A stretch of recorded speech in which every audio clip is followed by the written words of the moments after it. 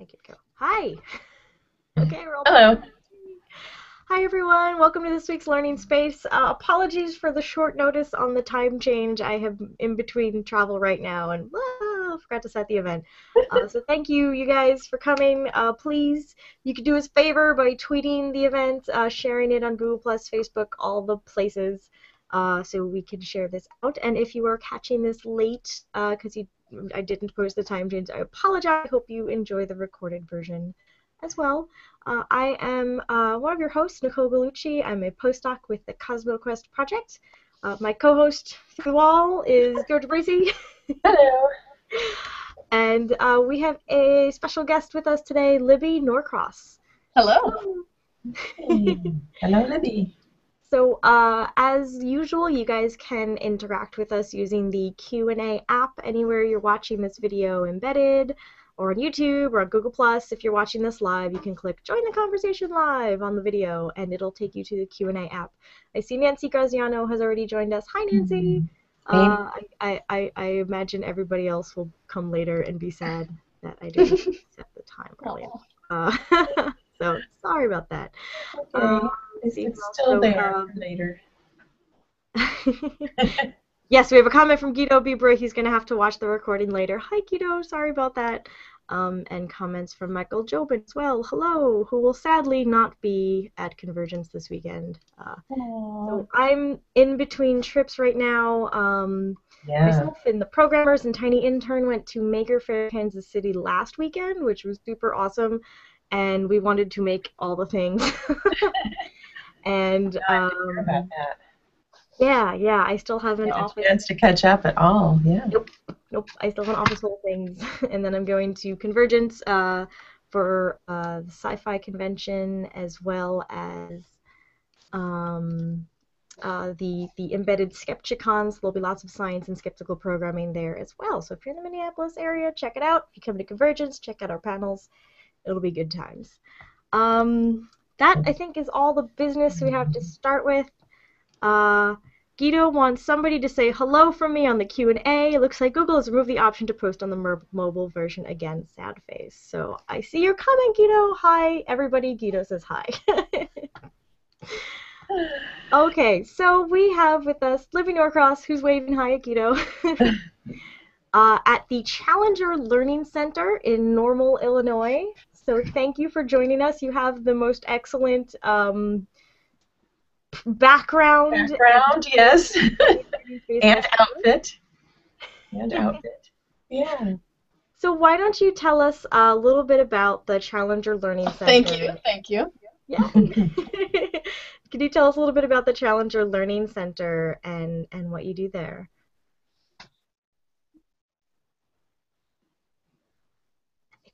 Sure.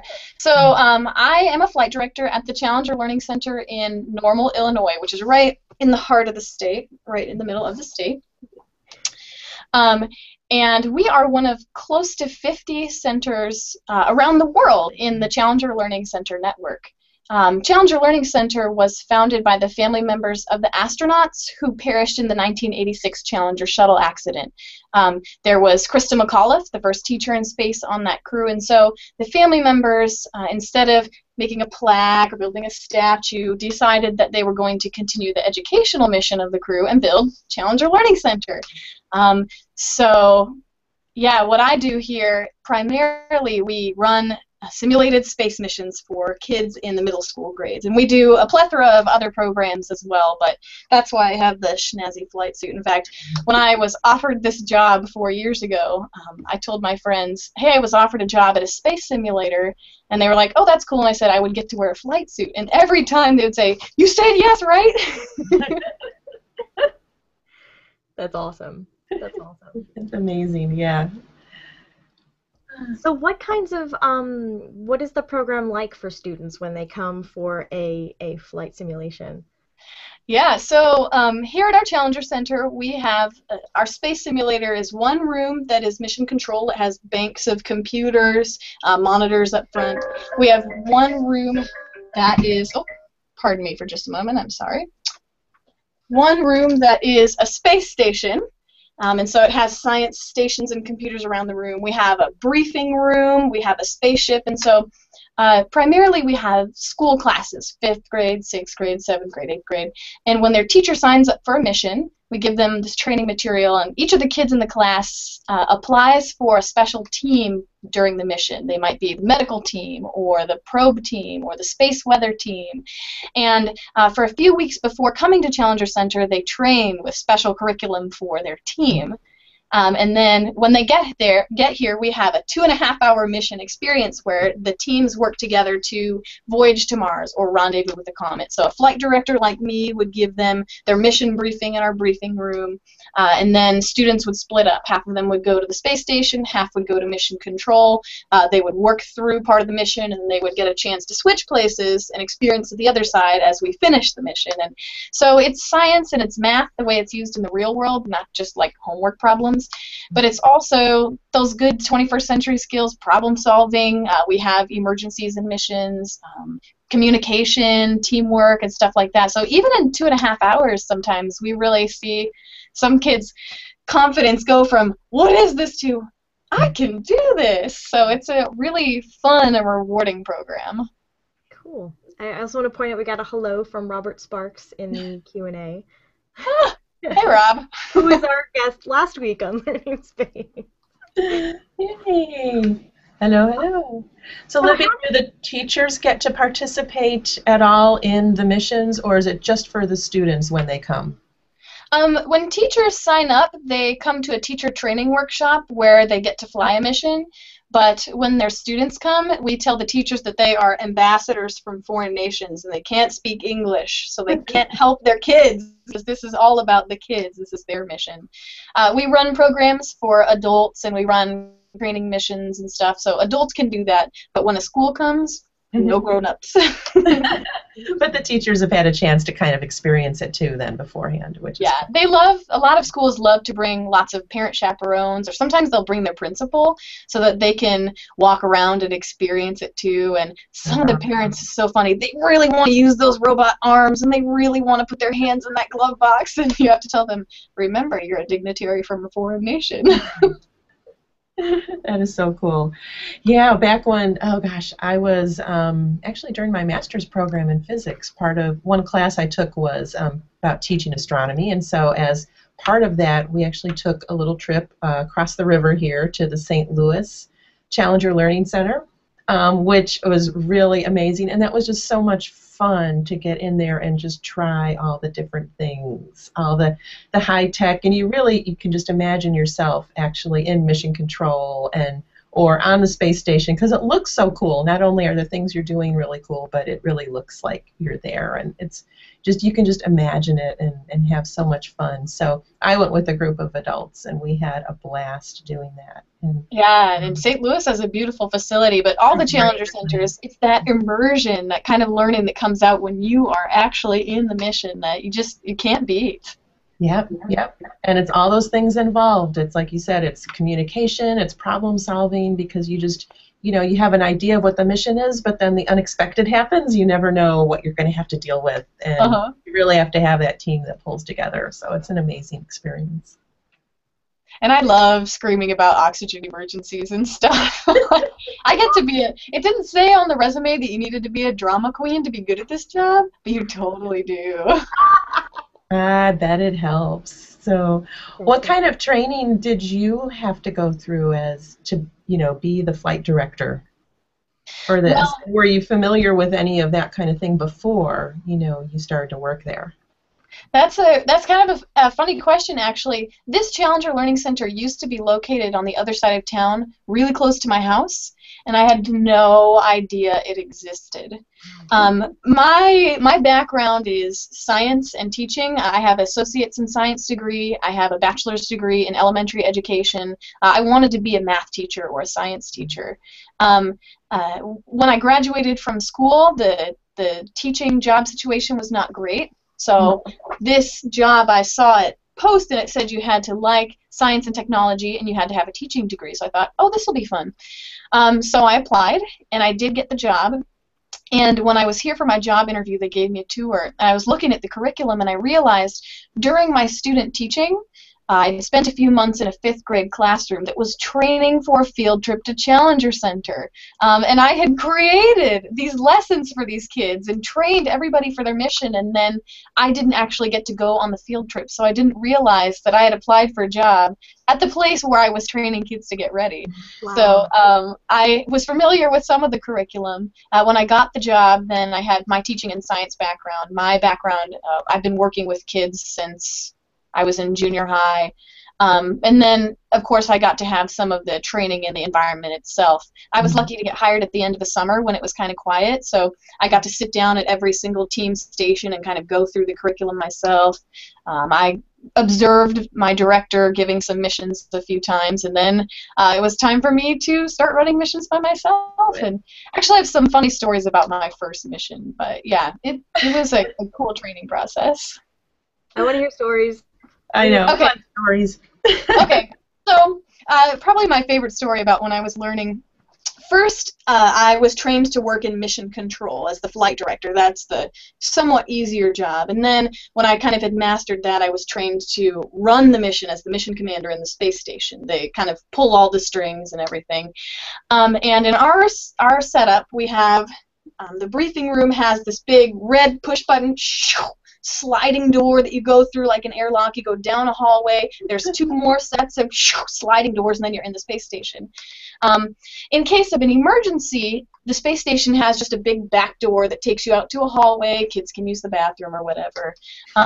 And so sometimes during missions, our college president likes to take foundation members and board members on tours. We're situated on the campus of a community college, and so we love showing it off. And typically they come in through that back door of the space station. It doesn't disturb anybody, you know, while anything's going on. But my very first time flying solo as the mission commander, we were having an oxygen emergency, and red lights were, you know, going around, and sirens were screaming, and I was hollering at kids. We had 3 minutes of oxygen remaining, and the college president had decided to give a tour, unbeknownst to us. And instead of using the back door, here I am freaking out with this emergency, and the airlock door slides open, and 2 men in suits come in the door, and the kids are freaking out. The airlock's open! We're sitting in! We're all gonna die! I had to be like, please, the airlock door, and we had to take care of this whole oxygen emergency. And then, you know, the college president thought it was very amusing, and we had them exit through the back door, but of course he chose this day to come through the airlock tunnel instead of the back door. So the kids thought that it was his fault we were having an oxygen emergency in the mission. I was like, okay, if this is my first time as mission commander, it can only go up from here. Oh my gosh.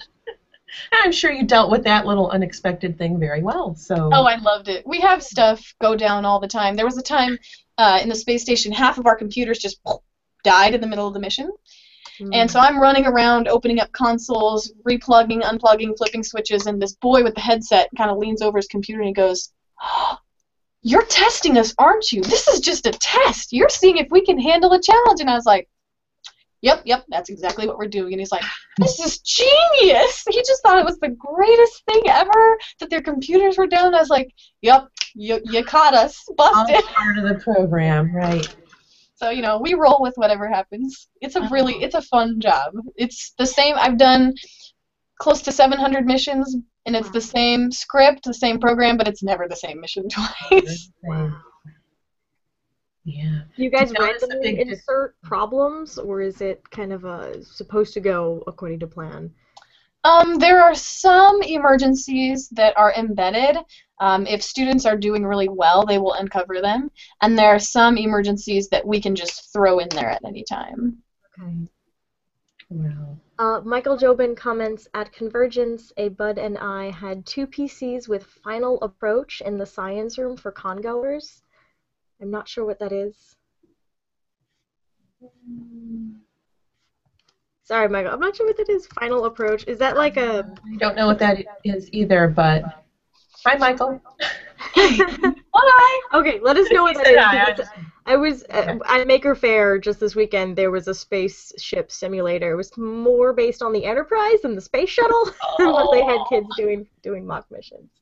I would be okay with that too. My coworker in the office next to me is a huge Trekkie, and I'm a Star Wars fan.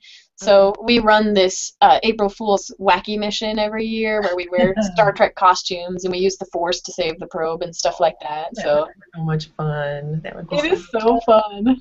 And so Robert Sparks adds improv rule: incorporate the unexpected into science. yeah. That's right. You would know. You would know, yes. Awesome. So what kinds of what does the curriculum for the students entail? Like, because this sounds like really awesome and fun, but how can teachers sell this in the current climate where everything is standards based? Yeah. We are actually, the cool thing is we're working on updating our curriculum right now to line up with next generation science standards. Those are coming down the pipe. I did a workshop on NGSS just this spring for our local teachers. So as far as teachers getting involved with the curriculum, we do teacher training workshops all the time. Well, a few times a year that are great for that. And not all Challenger Centers have the same curriculum offerings, but back before I was hired, our center received a grant that wrote specific lessons that tie into some of our older standards and a lot of cross-discipline, English and math, science things, and so there's lessons about reading a graduated cylinder and pH and vocabulary of space terms and just kind of a whole bunch of things that teachers can pick from to fit in with what they're already doing in the classroom, which is really nice. So. And you mentioned the 21st century skills, which are really important, and they're embedded in new standards, in one way or another. So the communication, cooperation, working together, problem solving, it's all really good stuff. Yeah, and sometimes those soft skills are hard to quantify, but you really see it at Challenger Center. It's a very cool environment for that. Yeah. I wonder if you notice a difference between your younger, so it's like 5th grade, maybe the youngest that you would take versus, 8th graders, when you look at how they especially react to the emergencies and sort of work together as a team. Do you notice differences between the younger and older? Oh yeah, for sure. Actually, my favorite are the 5th and 6th graders because some of them still think it's real. So they get really engaged. By the time we run with 8th grade, sometimes they go, "Oh yeah, this is a fake comic," and some kids will get really into it anyway. They'll use the skills. But the 5th and 6th graders that think it's real, they're like, "This is life and death. We need to pull together." So. Pretty cool. So what kinds of events are open to the public in addition to the school programs? Our website, challengerlearningcenter.com, we would sometimes list events that come up. We do sometimes open houses. Last September, I know we had a First Friday theme going on. I appear at the large science fair at Illinois State University every April, Family Science Day. And we also run public missions that we put out. Again, we're on the campus of the community college, so they have their community education program booklet that they mail out to everybody. And so, for example, we run, around Valentine's Day, we run a mission for couples called Fly Your Sweetie to the Moon, where we have a lasagna dinner and a moon-shaped cake, and we launch 2 sweetheart probes to the moon, and so programs like that would be advertised on our website and in the community ed catalog as well. Very cool. So is there a listing of all the Challenger Centers all over the place? Yeah, the kind of headquarters of our organization, their website is challenger.org. And so you can read about the history, the national staff. I'm going to bring up that page. I didn't know it was international, actually. Yeah, we have an opportunity maybe to go visit some of the other centers. We have one in England, one in South Korea. They're looking at some other countries. We also have Canada and Hawaii, and so I've tried to make the case a couple times that our network needs a flight director exchange program, and I will volunteer to exchange with Hawaii. Yes. That would be a cool program, really. Yeah, and they all have space station, they all have mission control, but they're each very unique. Some are standalone facilities. The one in Woodstock, Illinois, The one in Tallahassee, Florida has an IMAX theater and a large area with exhibits. Our center is a little bit smaller where we are. The one in Seattle is associated with the Museum of Flight, and they get to, they're part of the Planetary Resources Arcid Space Telescope. When they had that Kickstarter about this time last year, there were shots from the Challenger Learning Center at the Seattle Museum of Flight. And so there are some, just the people that work at Challenger Center are really creative and really innovative, and all the centers just do the coolest things. It is so fun to be a part of Challenger Center. That's neat. So they all have a different flavor depending on probably where they are and what other institutions are there and that they're connected to. So exactly. Go and visit different ones to yeah, whenever I travel, if I'm close to a Challenger Center, I make a point of going to see it. So I've seen quite a few of the ones in our network now. Awesome. Yeah. So do you guys update your missions and things according to like current events? Do you try to bring, because the space program, changes and develops and new discoveries are made, and there's always something happening out there. So is there room for you guys to suggest, yeah, let's bring in this new discovery and, kind of modify the mission and throw that in there? Sure. So the missions, we run 2 missions at our center, Voyage to Mars and Rendezvous with the Comet. Those are developed by the national network, and so all the centers get kind of the same basic skeleton for those programs. Some of them will sometimes tweak those missions that they run, because part of our job here is historical. We remember the crew. We rendezvous with the Comet because that's what the Challenger crew was doing. But we're also forward-facing. Our spaceship in our center, for example, is not a space shuttle. We tell the kids it's a future spacecraft.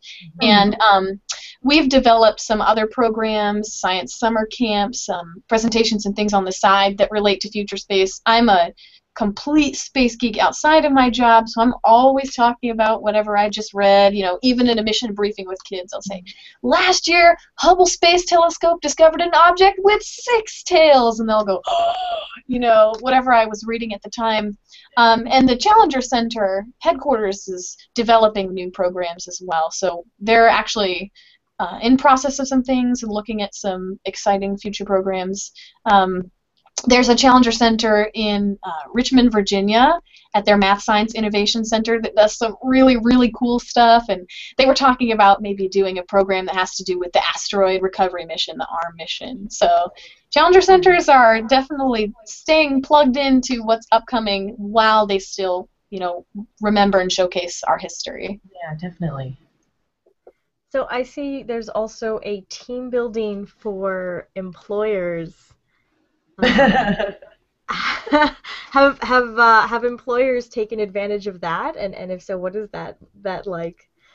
They have, yeah. We're one of a few centers that offers what we call corporate missions, and we have had quite a few of them here, and so it's a cool environment because it's unlike what anybody's used to. So you can have company president and company janitor on the same footing. And we usually focus on communication and team building, and in this simulator environment, when there's flashing lights and sirens and emergencies, old habits rise to the top. And so what we do is they'll say, oh, this is a place for kids, this is a piece of cake, I got this. But we start off by talking to them about communication styles, kind of prep them for the mission, and then for students, they have binders full of directions that are very detailed, very helpful. For the corporate adult missions, they don't get that. They get flimsy little binders with kind of vague directions in them that are in this kind of old typeface, like the old checklists of mission control. And if a student has a question in a mission, a flight director such as myself would be there to go help them out. If a grown-up in a corporate mission has a question, tough rocks. They need to figure it out. So we put them through the first half of a mission, and stuff happens, stuff goes right, stuff goes wrong, and then we pull them out, and then we kind of take a break, and we say, okay, what happened? What challenges did you face? Oh, you are waiting forever for email data from your teammate. Does that ever happen to you in the work world? How about that? So we pull out all these parallels to the work world, and then We make a plan, we make a communication plan, and then we go back into the mission and finish it and hopefully do better than we did the first time. And then at the end of the mission, we pull them out, we talk again about what happened and, you know, how this relates to the experiences that they've had before. And so what's been really cool is and then last year, there's a nuclear power plant in a nearby town, and they have been sending us a lot of corporate missions. And these are usually primarily male or all-male crews, and a lot of them have military experience, and so the communication aspect is very different. It's not kind of floundering around like other groups will do. They're like, status update, everybody stops, everybody listens, 3-point communication, it's done. They go back to their task, you know, and so the kind of things that you get to pull out with those groups are very different than what you do with a group who is a bunch of desk job people, but it's a fun program. Oh, that must be fascinating. I feel like a nuclear power plant could legitimately have an emergency situation. They totally do. And so when we have the emergency sirens for them, a lot of times they don't even bat an eye. They're like, okay, what do we need to do? Whereas other groups would be like, oh my gosh, what's wrong? We had one of my first years of working here, I was working in mission control for a corporate mission, and we have an emergency where the space station gets impacted by micrometeoroid debris. So there are these sounds, pew, pew, pew, pew, pew, pew, where it's hitting the hole. And this guy in mission control scooches out of his chair, jumps up and screams, oh my god, the Klingons are firing on us! We've got to get away! He's into it. Those people make these so fun. We always say, oh, there's a candidate for the comedy mission, come back in April. Yeah. Oh man, don't panic, it's just Klingons. Yeah, you're okay. You have to like learn to keep a straight face in the face of, you know, some of the most hilarious things. Oh my gosh. Good. I know, you guys are really actors. We really are. And I didn't anticipate that when I applied for the job, but it's one of my favorite parts now. Do you have any improv or acting experience, or did you really like learn that on the job? I'm just a dramatic person. She's just a natural. It's so good. Good for teaching. Oh yeah, you talked some about your education background. What first got you into space and science and education? So when I was probably about middle school age, this was like before Google was a big deal, and it was so cool that we had Encarta Encyclopedia on CD. Oh my gosh! And we also had Compton's. It was like 1995 edition. And on Compton's was a game called like Star Quest or Starfinder, where you were in a spaceship and your job was to locate certain constellations and then zoom in and find certain Messier objects and stuff like that. And I was obsessed with that game. And I was homeschooled, and so one of our projects for solar system was to make these giant planets out of foam core and color them in, and then we stuck them to the wall of our schoolroom and stuff. And I just remember having such a good time laying on the floor of the basement coloring in Jupiter, and I thought, our planets are so weird. Our solar system is so weird. And the weird, wonderful solar system, I thought that was great. But then that love of space went dormant. And I started to love other things. I loved reading. I loved math. I got to college and realized how much I loved chemistry, so I was going to be a chemistry major in school, and I was going to be a math teacher. Calculus was like the funnest of all the maths, and stuff like that. And my freshman year of college, I got a job tutoring students there because I needed to make some money. It was a part-time job. And from my working with kids and my time tutoring and teaching at that job, I realized I love learning, and I love helping other people learn. So I thought, okay, maybe education. So just kind of by some real providence, I actually was able to change my program, go to Illinois State University and get into their elementary education program, which is kind of hard to get into. I got into this senior year project called Professional Development Schools, which only lets a very small number of people in, and so I figured, okay, this is what I'm supposed to be doing. And so, I'm a nerd. I like science. I like that. And then space wasn't necessarily my first love until I had to apply for this job because I needed a job and there were no teaching jobs, and I thought, well, this is cool. And it was a few months into this job I started to go, okay, I really, really like this. And then my family took a vacation to Kansas, and we went to the Kansas Cosmosphere, Mhm. which is a big space museum. They've got the Apollo 13 capsule, and I think that trip was really where the switch just flipped on for me, and I was like, I love space. And then that fall, I over Twitter applied to go to a NASA tweet up, as a tweet up at the time, and I got to visit a NASA facility, and then I started to get involved with the space geek community online, and it just kind of snowballed, and it was like Pandora's box had opened, and now I'm completely obsessed with outer space. So Yeah, you Wow. guys have tweet up. that's a kind of a long answer, but it kind of just threads through my whole life until it explodes. Yeah, no, it's always interesting to hear how people get to where they are today, and it's almost always much more interesting than you would think. It's just, especially when the paths do kind of curve around and go to all these sort of interesting places, and so that's a wonderful journey, and it sounds like you found your place. I like to think so. Yeah. So are there ways people can help the Challenger Center?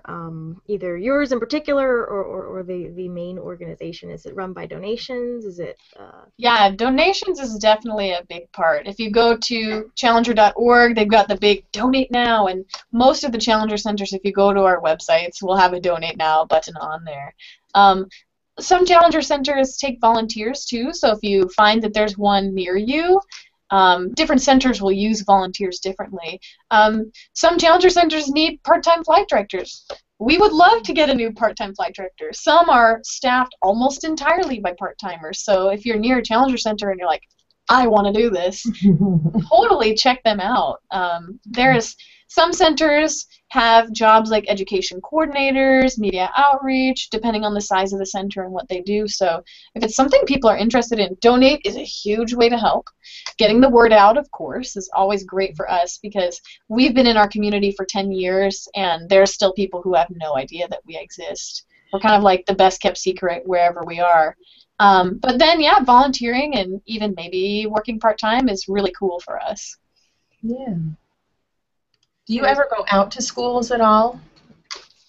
Or at least do you stay in touch with the teachers or the classrooms that come and go through the missions? Is there any follow-up or contact after it all takes place and then it's all done? Yeah, our center does. We stay in touch with teachers. We send them emails about special programs.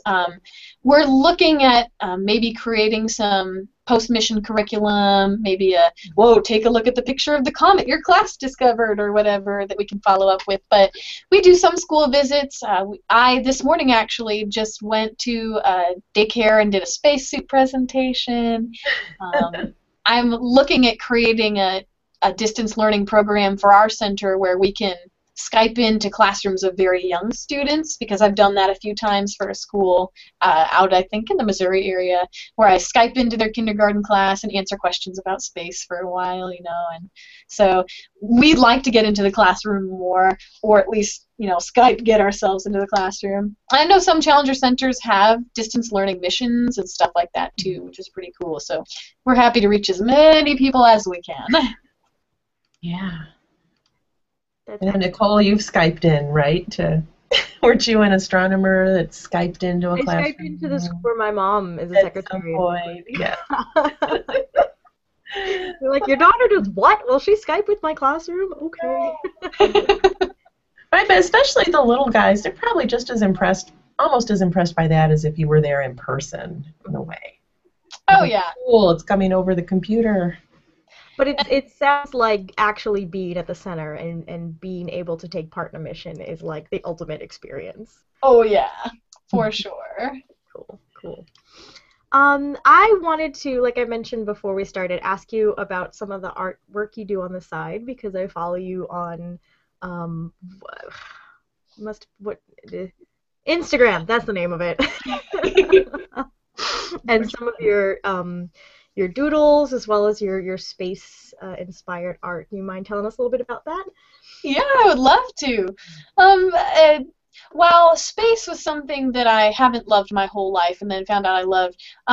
Creating is something I have loved my whole life. I've always been an artsy kid, and I did knitting and crocheting and painting and drawing and all those things. In fact, these banners behind me are covering office walls that are like floor to ceiling with photography and art, most of it that I've taken or that I've made.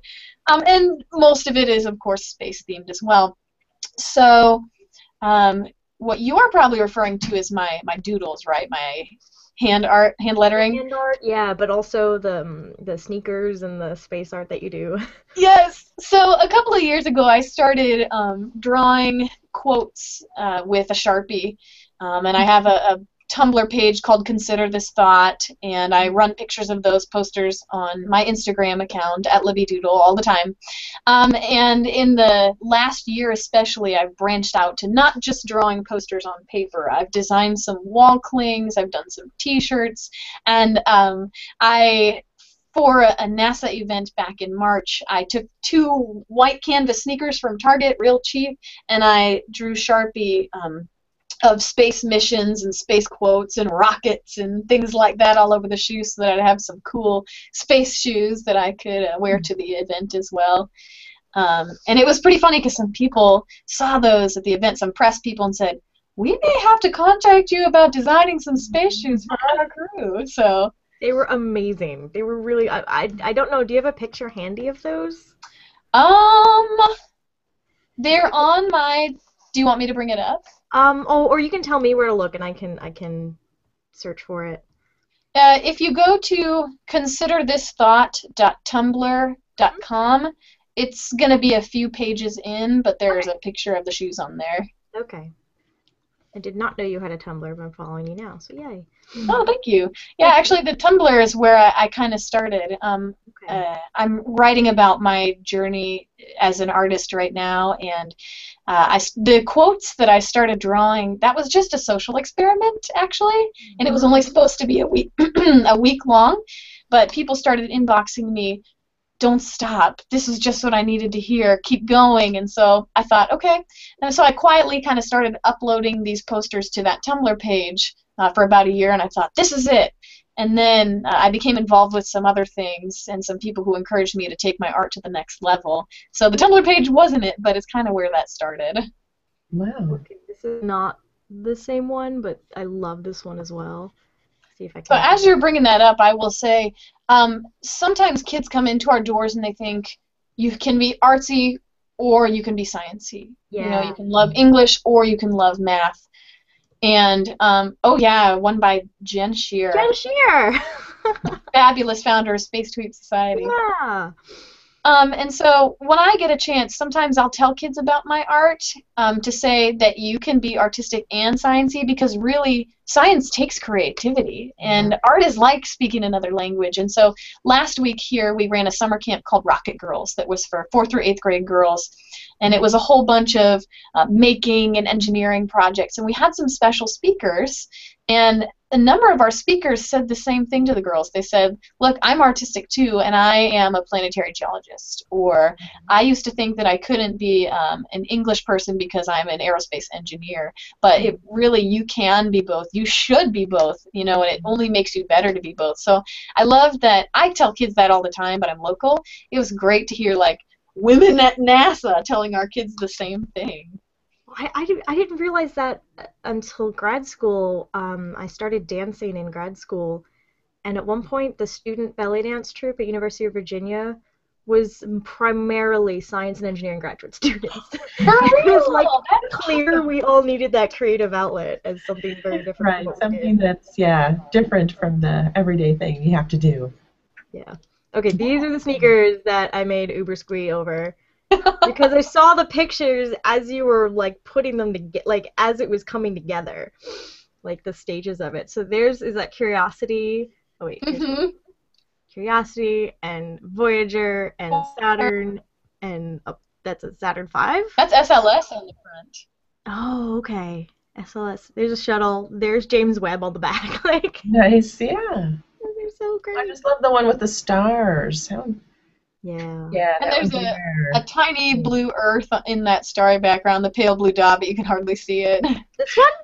I don't know if Yeah. it's pointing. Cool. We can see. No, that's all. We'll see. Oh, I see it. I think I see it. Yeah, you totally do. It's a little surprise for nerds like me. That's fantastic. That is so adorable. Oh. There's a Tumblr called Startorialist that you should submit that to. It's a couple of astronomers, mostly based in New York, but they are collecting pictures of either everyday people wearing space-themed things or the dorky things astronomers wear, like when we're all at conferences together. So I think you should submit that because that's fantastic. Oh, I totally will. Yeah. I've got some galaxy pants I could wear with those. Yeah. Yeah. Oh yeah. Everybody's got the galaxy leggings now. Are you thinking of moving beyond shoes, maybe, and trying some other, I don't know, stylish space designs? I would love to. Most of the stuff, the really new stuff I do is actually comes from people who hire me and they say, "Hey, would you do a t-shirt or would you do a poster for my band?" And then I'm like, "I never would have thought to try that." But the shoes, I actually my name, Libby Doodle, my small business Libby Doodle, came from when I was in college working at that tutoring job. There was a guy who worked the front desk who liked to give me nicknames, and I used to sit at the desk and I would draw paisleys and I doodled on a pair of shoes for a friend and I was working on those during some downtime. And he's like, "I'm gonna call you Libby Doodle," and then Nice. And it stuck. Oh, we have a comment from Nancy Graziano, who this is about the connecting arts and science. She has a BS in electrical engineering, and she's been a technical writer for 25 years. Perfect blend of English and STEM. yeah, you go, woman. That's our friend Nancy, who's in New Jersey. Trying to think, is there anything else about the Challenger Center that you want to share with people, particularly educators or people with kids? Um, I think Challenger Center, people hear about our missions and they think that that's all that we do.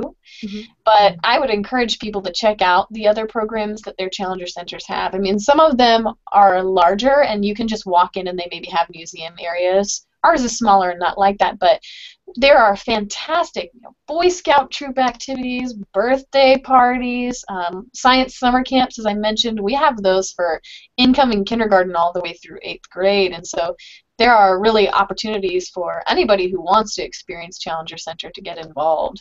So I'd say totally check it out. I think we're pretty cool. I'm a little biased, though.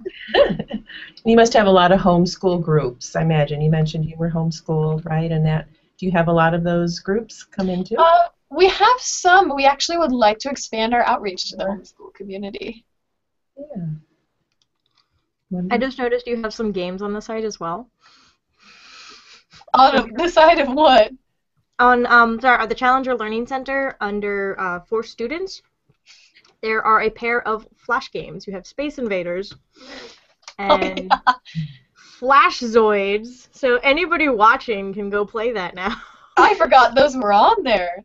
Well, we're getting ready to update our website in the next year here, and so I'll have to add some new space games to that repertoire. The games. Yes. And I know Kerbal Space Program, I am really hoping we can start to incorporate that here, but I haven't played it yet because I know once I start, it will suck me into a black hole.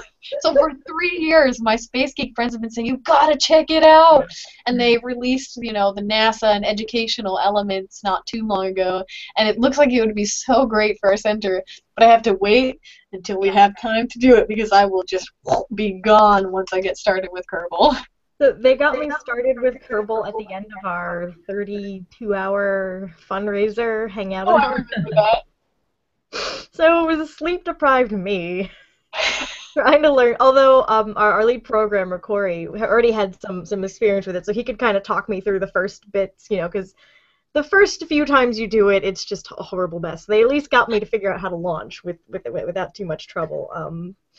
Thankfully, I was sleep-deprived enough that I haven't gotten addicted since, but I feel like if I get into it, I will also get completely addicted. And Oh yeah, I had a kid come through Challenger not long ago, and he goes, Oh yeah, Kerbal. Everything I know about orbital mechanics I learned from Kerbal Space Program.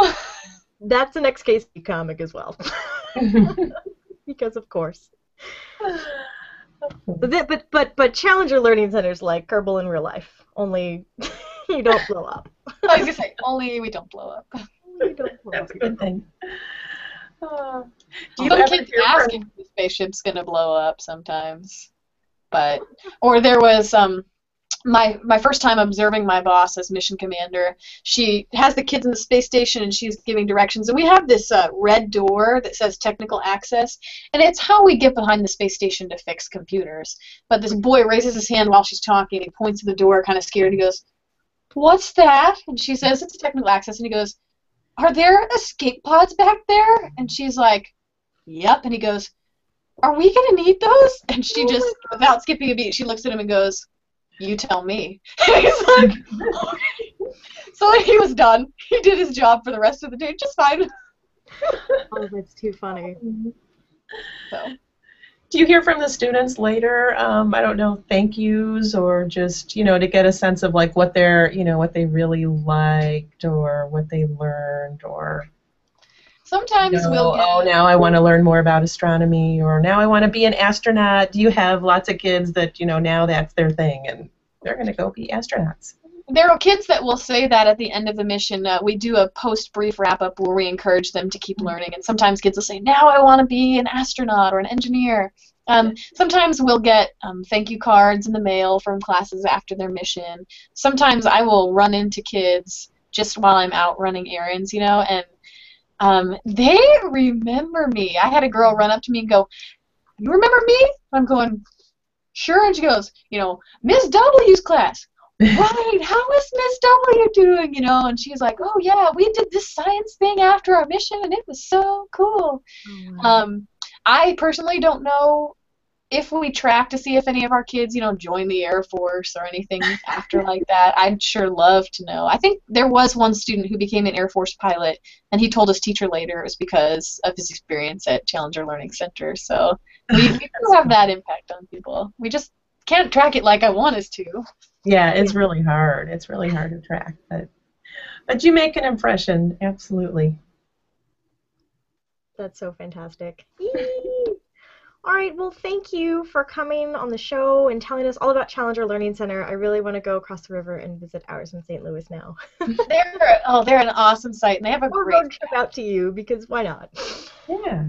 Cool. Tell them I said hi too. Some of their director will probably remember me, and some of their other staff totally know who I am. Cool.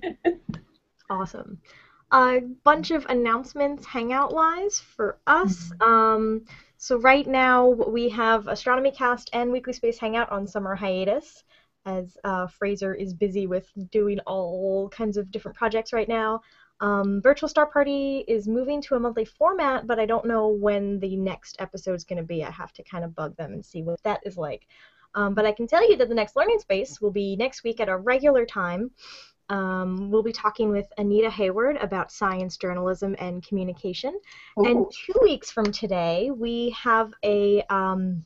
both Georgia and I will be traveling, so I want to do some kind of pre-recorded activity. I am currently open to suggestions. Last year we did a couple of episodes this way. I did some shorts, filmed myself doing some little science activities through Google Glass, which is very convenient because I can run around the lab and pick things up that I need. So if you have any suggestions, email them to educate@cosmoquest.org or ping us on Twitter or Google Plus and say, "Hey, I want to see this on Learning Space." Since I think 2 weeks from now and then again in August we'll also have a pre-recorded one. You should tour your Challenger Center with Google Glass on. Ooh, that's a good one. Will they let me? I'll have to ask them. Hey, it's a free advertising. That sounds awesome. Okay, I will have to look into that for the August one. Awesome. And also, I forgot to say, Michael Jobin said, "Good to see you, Georgia." So, Georgia, welcome back. You have a very busy 2 weeks. Do you want to tell everybody what you've been working on? Years, yeah. Good to be back.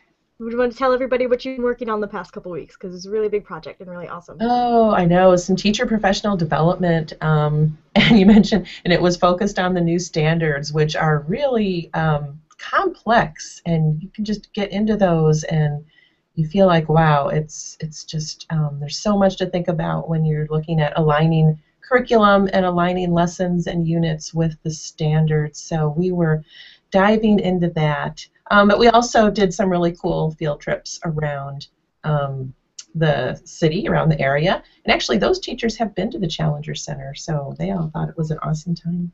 So, yeah, it was fun. So congratulations for a very successful 2-week-long professional development. Yeah, I Right? know. That was 2 weeks, But right? it's weird to be away. Yes. And good to be back. Yeah. All right, and Libby, thank you so much for coming on the show and talking about Challenger Learning Center and all your work. So I will be including links to your Challenger Learning Center, to challenger.org, and I'm going to include a link to your Tumblr, if that's okay, in our show notes. Hey, no problem. Thank Awesome. you.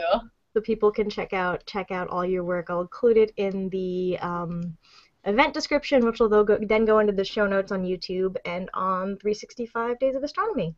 So yeah, thank you so much, everybody, for watching, for commenting, for questions, and we'll see you next week on Learning Space.